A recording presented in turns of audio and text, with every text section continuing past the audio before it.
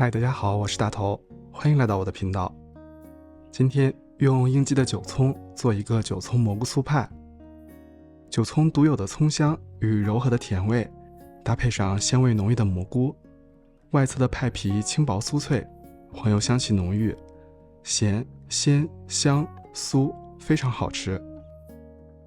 国内的观众可能不太熟悉韭葱，它长得比较像大号的青蒜，刚好超市里把两样东西摆在了一起，可以看出来它们尺寸上的差别。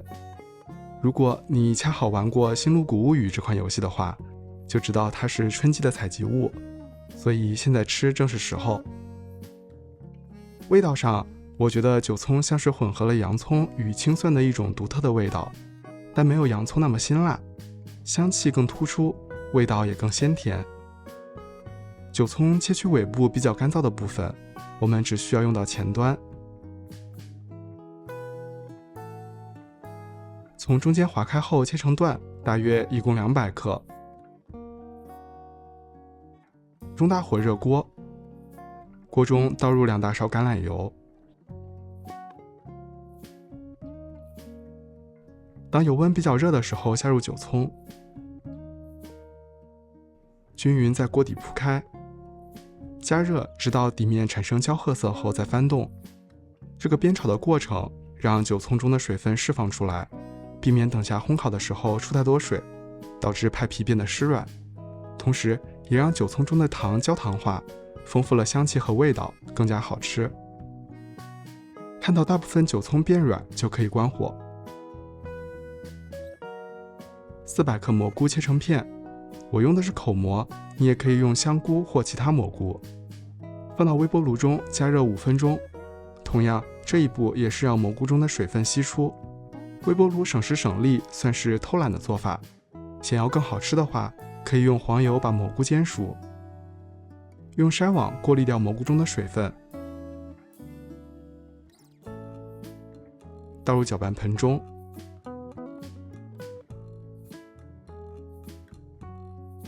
加入刚才煎好的韭葱，加入30克帕玛森奶酪翻拌均匀，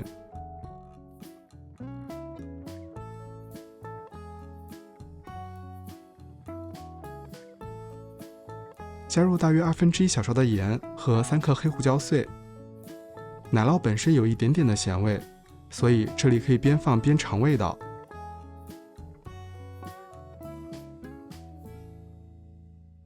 搅拌均匀后，完全放凉到室温再使用。趁这个时间来准备派皮。中筋面粉120克，黄油80克，提前切成小块冷冻至少1小时。冰水大约需要35到40克，具体用量与你用的面粉的吸水性有关。细砂糖10克，盐3克。面粉中加入盐和细砂糖搅拌均匀，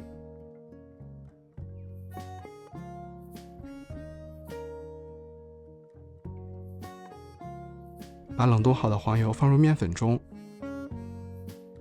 然后用面粉覆盖着黄油，这样可以隔离手温，避免后续操作过程中黄油过度融化，这也是让派皮酥脆的关键。接着用手指将黄油捏成薄片，这些片状的黄油在面团中形成多层的结构，让派皮香酥且分层。如果你刚好有食物料理机，这一步也可以用料理机来完成，更加迅速，只需点按几次，将黄油搅打成大小不一的细碎颗粒就好了。分次加入冰水，每次加入后都稍加搅拌，让水分分布均匀。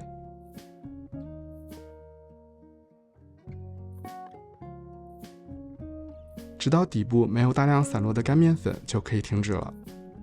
值得一提的是，在操作过程中黄油会变软，让派皮变得软黏，所以水的用量宁可少放一点，也不要放太多，否则等下面团会变得非常湿黏，就不好操作了。把散落的面团转移到案板上，然后将面团组合到一起，这里只要大概能成团就可以了。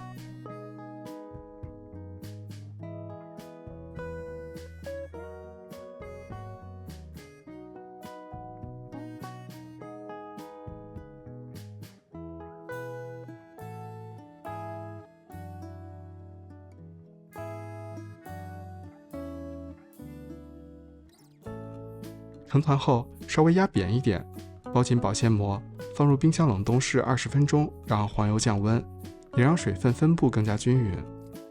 此时预热烤箱到200摄氏度或400华氏度，20分钟后取出派皮的面团，在案板上撒一些面粉防粘，面团表面也撒一些，然后擀成直径大约26厘米、厚度4毫米左右的片状。去年刚开始拍视频的时候，用这个派皮做过一个法式水果酥派，同样很好吃。喜欢甜口味的话，可以去尝试一下。想要最后做出来形状比较规整好看，可以用一个圆形的器具作为参照，把派皮裁剪一下。准备一个烤盘，烤盘中可以垫上烘焙纸或是硅胶烤垫来防粘。我用的是一个镂空的硅胶烤垫，比较适合让派的底部也受热迅速且均匀。烘焙纸会比硅胶烤垫导热更快一些，所以根据你用的器具来调整最后烘烤的时间。在派皮上刷上薄薄一层橄榄油，先在派中间铺上一半的馅料，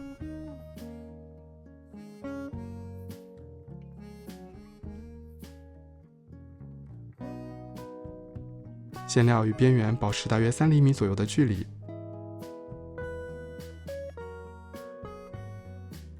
这是60克里克塔奶酪，这个奶酪口感厚重，但味道比较清淡一些。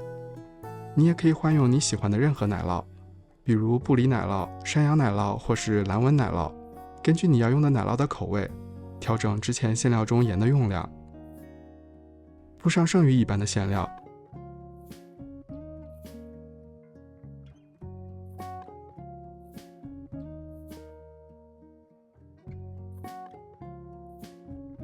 依次将派皮向馅料的方向折叠。